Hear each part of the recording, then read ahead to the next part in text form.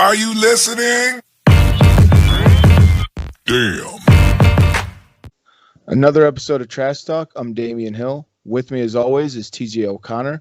Tonight, we have a special guest, or two special guests, James Clark and Josh Clark from Valhalla Combat Sports. And Trash Talk is brought to you again, as always, by Valhalla Combat Sports, Ink Shrinks Tattoo out in New Brighton, Minnesota, The Fighters, On Deck Productions, and TJ's mom. How you guys doing tonight? Good. Yourselves? Doing good. Doing good, Jim. Yeah, I can't complain. I mean, I know TJ just said that he can't complain, but the reason why we're here tonight is that there was somebody who dropped a very outlandish complaint against you in Valhalla Combat Sports, Jim. Could you?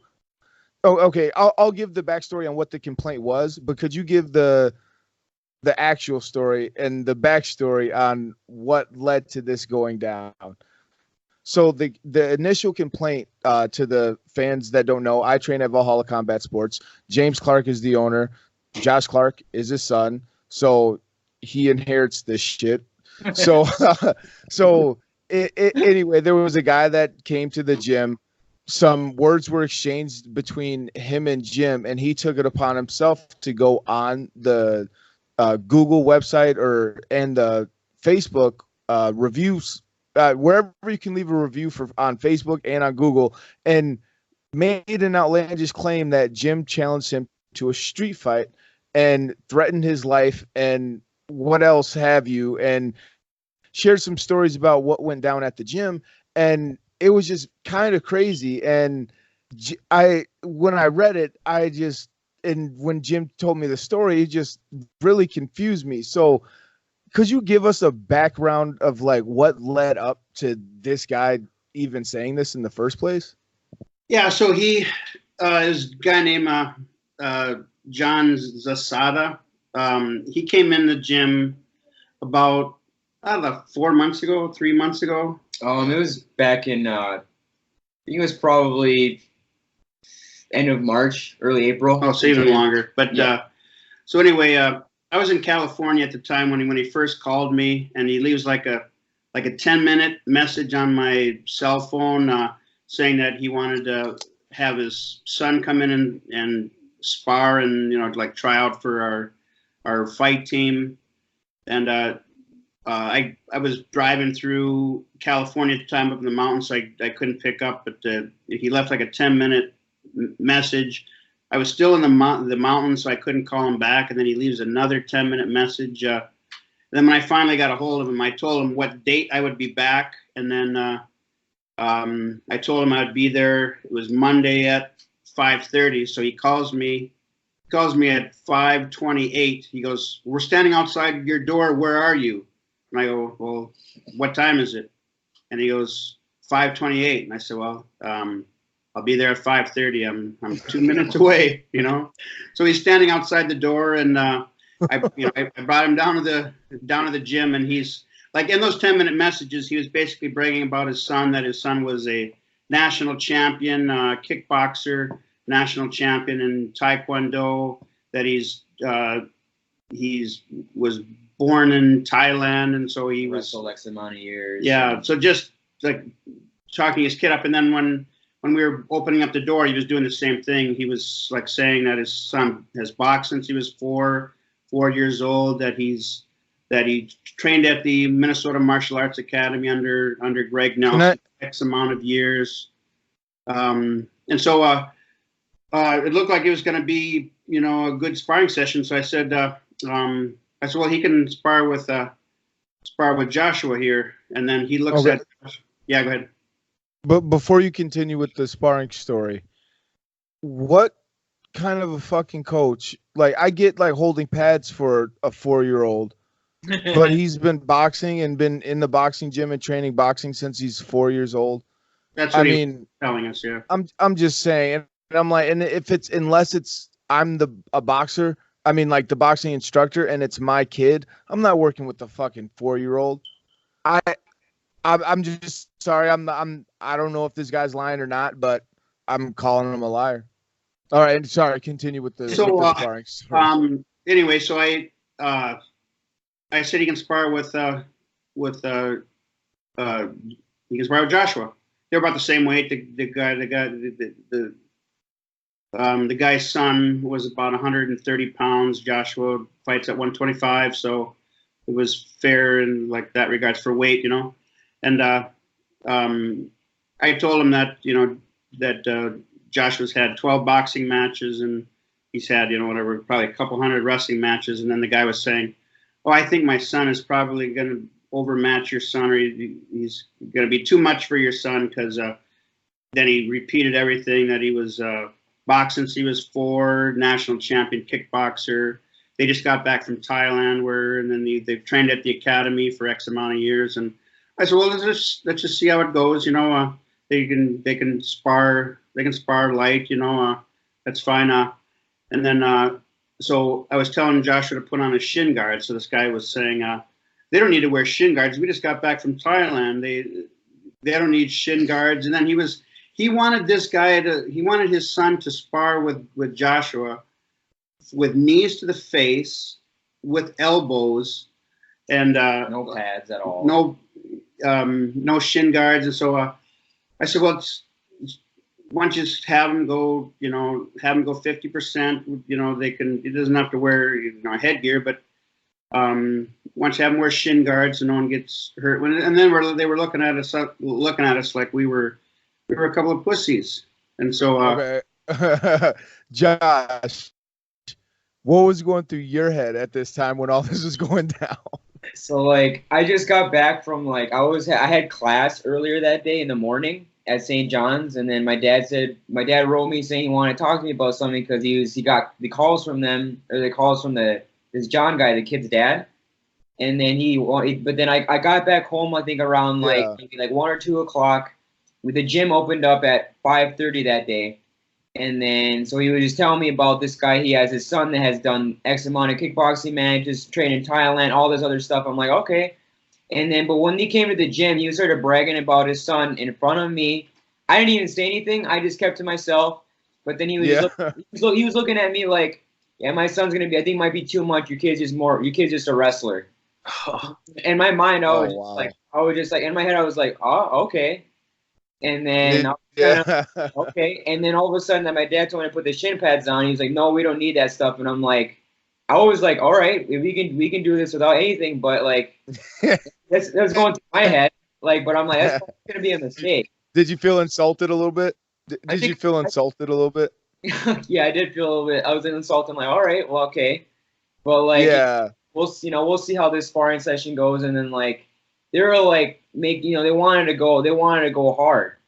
So then I mean, usually at our gym, we spar and with our members we're going lighter. We're hitting each other, but we're not trying to hurt each other. So we usually spar light. So but then how we started. It said, and then we said, let's just put the shin guards just in case we don't want to get anybody getting hurt here. So that's what my dad said. Yeah. And he was like, all right, well, let's do it. And then he ended up wearing a headgear, and then I didn't wear one. I did wear gloves and then shin pads, and then I had my nut cup or whatever, and then mouth guard. But then that was about it. Yeah. Yeah. He started off hard, so usually if someone's throwing hard, I match it. Yeah, exactly. So I didn't mean to cut you off there, Jim, and bring in the Josh, but I just wanted to get what was going through his head at that time when this guy's basically, you said, looking at you guys like you're a bunch of pussies. Yeah. Yeah, because he wanted to spar without headgear, but they were the ones that put on the headgear without shin guards, and they wanted to go knees to the face and elbows. Like he would have got his son hurt, and that's one of the reasons why. Like he was right. I kicked him out of the gym for his son's good because this guy. But before you continue, let's pause right now because I'm going to show everybody the sparring video right now. So here's just a clip of the sparring session from Josh. And what was the guy's name? The guy's name, not his son necessarily, because his son isn't a fighter. He doesn't want to be there. And from what I've seen from the times that I was there with him, he's just there because I think his dad is living through Yeah. his son and trying to. He wants to be a world champion, and he knows he'll never be that, so he's trying to make his son be that. That's You what know, and his son doesn't want it. So he's living vicariously through the son, and for his son's own good. I just told him I think that they should just go somewhere else, and that's when he got Exactly. really mad at me. But yeah. So here's a clip of their sparring session.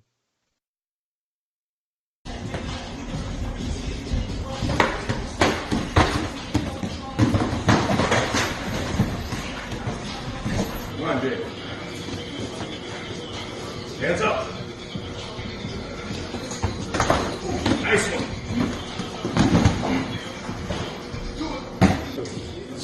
You're overwhelming me. You need to learn. You need.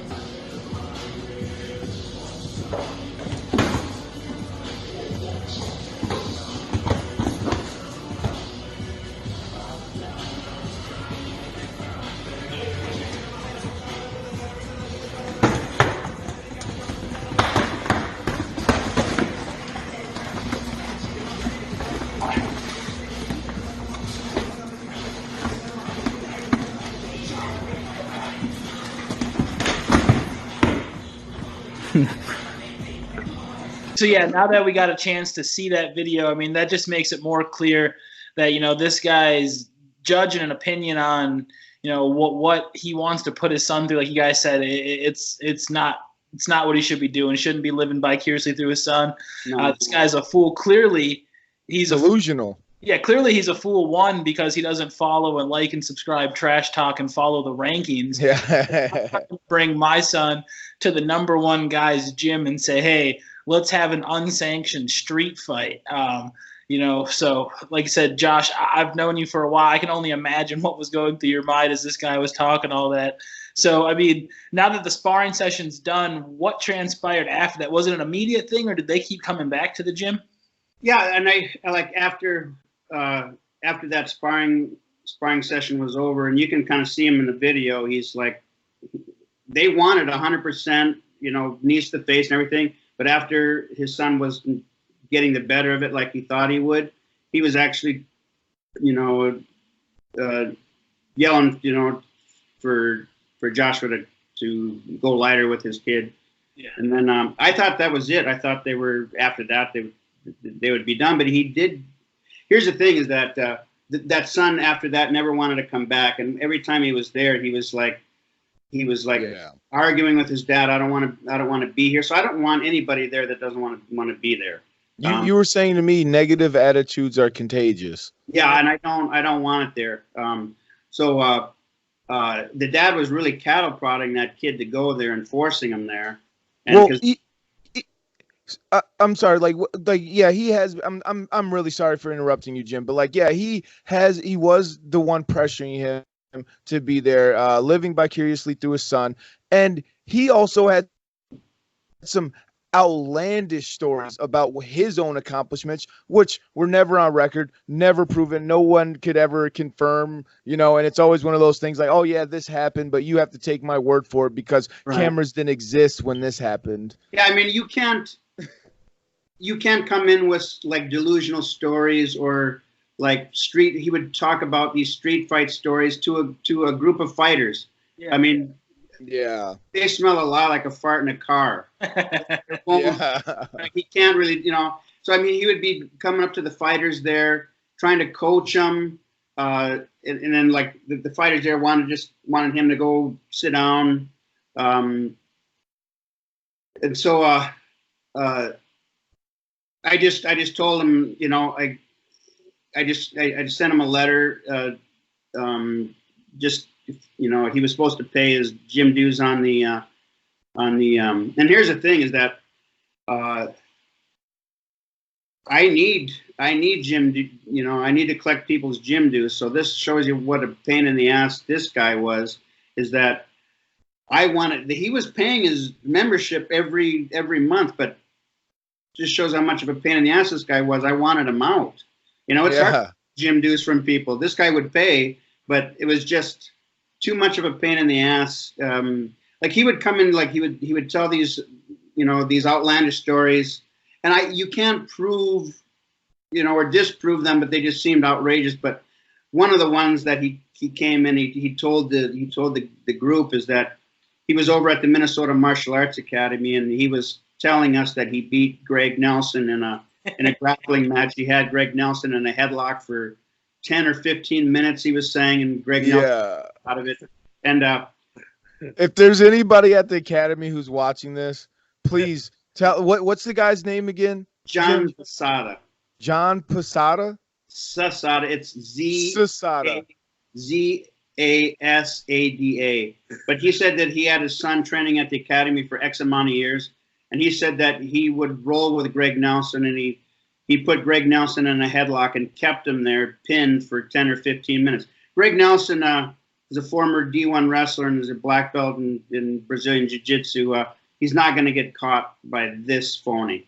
No. Yeah. Greg I Nelson. literally seen him get pinned. Not Greg Nelson. This Sasada dude. I literally seen him try to pick up the dummy and almost trip and fall when he's picking up the fucking wrestling dummy, dude. You did not hold Greg Nelson in a motherfucking headlock for 10 or 15 minutes. He's probably the most athletic guy that I've seen stumble in there.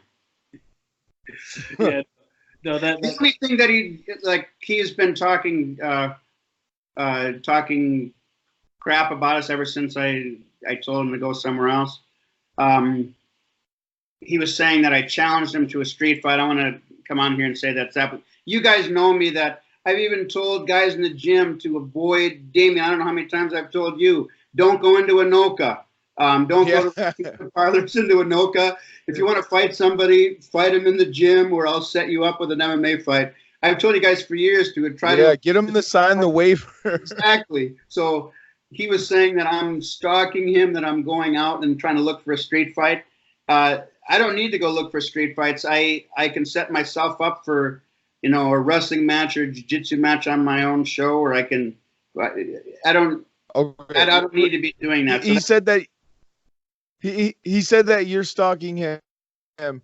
How many times have you called him versus how many times he's called you, and how many times did he call you in the time frame of the alleged I never called him. He was calling me. And then actually, and he was the only thing that you can see it on the Facebook messages. I can even screenshot it. I just told him I think it would be better if you guys went somewhere else to train. And then that's when he started calling me, and so I never threatened to fight him in the street. He was getting mad at me, and I told him that we have a fight, Jim. Didn't he call the cops on you? He did. He was mad at me, and he was swearing, frothing at the mouth. I said, hey, this is a fight, Jim. If you're mad, we can settle things at the gym. I never said that I was going to go look for him or whatever. And so I said, he was getting mad. I said, I'm going to hang up the phone now. If you have a problem with me, you can come and we can settle things up at the gym. You've already signed a waiver. That's all I said to him. I didn't say I was going to meet him on the street, all that. The only honest thing that he said in the whole time that I've had to deal with him, he said that I was the dumbest guy that he's ever met that has a PhD, which he's probably right about that. Even my dissertation advisor would probably concur that I was probably the dumbest guy that got a PhD. So what did the cops say to you? So because he called you, right? He didn't even show up to the gym. He's like, hey, is this true? No, so anyway, I told him that he could come to the gym if he was mad. He could come here and we could settle it, because he was mad at Joshua sparring with his son, blah blah blah. And so I'm not gonna, I'm proud of what Joshua's done in fighting, but I don't live vicariously through him. I get in there myself. Yeah. I mean, I set up matches for myself. I've had 12 cage fights. I had a jiu-jitsu match against a black belt on the last show. I'm wrestling a guy on November 27th that was an alternate on Canada's Olympic team. So I'm not out there looking for pussies to beat. I'm going to get in there myself. So just to get it out of his kid's hands and mine, I said, if you're mad at me, you can come here, settle. You've signed a waiver. But instead of coming to the gym, and and coming up to me face to face, he calls the police and said that I'm looking for him to beat him up in a street fight, which is completely not true. Yeah, So the police officer called and he goes, "I'm Sergeant so and so at the police department." He goes, "Do you know a guy named John Zasada?" And I go, "Yeah, he was bringing his kid over to as a member of the gym. I asked him and his son to go somewhere else." And he says, "Well, he says that you're threatening to go find him and fight him on the street." And I go, "That's absolutely not true." I said that never happened. And then and then he goes, "Well, he said that you're gonna go look for him." I said, "That's not true. I never said I was gonna go outside and look for him. It's completely false." And he goes, "So what's the beef?" And I go, "It's really not anything to do with him and I. It's that he's mad that my son was sparring hard with his son. Your son beat up his son, and he's mad." Yeah, pretty much. Yeah, and but like I don't know, it's just how it started off that first day. Like even in the clip that we just saw, like I wasn't even going that hard. Like I was landing the shots. Yeah, you did show a lot of restraint. I mean, because if you wanted to finish him, you were in multiple positions to finish. Yeah, like I think I kicked him down, I tripped him, like I hit him once on the ground, told him to get back up. Like I was going a little bit harder than I probably would have been just regular sparring. You shouldn't have came into the gym talking shit. Yeah, you come into the gym talking shit. You're talking about, dude, you're in my home. You're coming here telling me how you're too much for me, dude. Like, yeah, and I mean, even really, like I was upset with like the kid. It was mainly not really the kid that was making it. It was more the dad. Like it was the kind of I was dad for like that. What happened to his kid? Like the kid didn't want to be there, and every time he's shown up, the kid like I've never seen that kid smile ever in there, like or anything. Yeah. It just kind of doesn't do it. Like, he wasn't training it like at all, and the kid doesn't want to be there. The dad keeps pushing him. I remember after we got done sparring, we did some wrestling, and then the kid was like, I don't want to do it.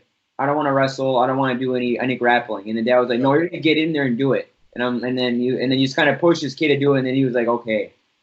And then like just pushing his kid to do something that he didn't want. Like he didn't want to be there. Yeah. You know? Yeah. At this point, I'm lucky enough to never have met this guy. But I mean, after having this conversation, it's clear one thing: this guy is delusional. Just everything I've heard so far. This guy is an ass clown. Is probably the word that would sum it up. Weasel dick, ass clown, piece of shit, gremlin, pussy grabbing pedophile, shrimp dick, dog fucking motherfucker. Yeah, ugly, two-faced piece of shit. Fucking pathological lion ass, weasel dick, acorn up his ass, little bitch. I mean, I can go on, but sorry, TJ. Yeah, no, I was gonna say my favorite part about the story is how Jim's actively looking for him. Everybody that personally knows Jim knows that that's the farthest thing from the truth. Jim has a fucking flip phone. The only thing Jim goes online for is to post messages on Facebook and to find good deals on Craigslist. So if this guy he drives 5 miles an hour. Yeah. If he thinks Jim's chasing him, like that's my favorite part about this. This guy, like I said, he lives in an alternate universe. It sounds like he needs to get fucking checked himself, putting his kid through this type of if anybody can confirm that he held Greg Nelson in a headlock for 10 or 15 minutes, then I know for a fact what he's saying about Jim is not true. But I know for a fact it's not true what he's saying about you, Jim. But I will believe him if there's even just one person. The person could be his wife. It could be anybody, just somebody who can confirm. I just need the one, and I will believe him now. But that's not going to happen. Yeah, I mean, that story itself goes to show how truthful this guy is. I mean, you talk about Greg Nelson, who arguably is probably the most credentialed coach in the state, and that's the guy that he grabbed and held down for dear life. Yeah, for 10 or 15 minutes, he was saying. Yeah. So I mean, like I said, like you said, it was a headlock, like without the arm, but just like around the temples, and just held him there for 10 or 15 minutes. No, but just stepped on the mat a couple of times, and tripped over his own dick. He has no athletic ability at all. And so, yeah, just completely delusional. I think that's where we ended. Yeah, that was perfect. Are you listening? Damn.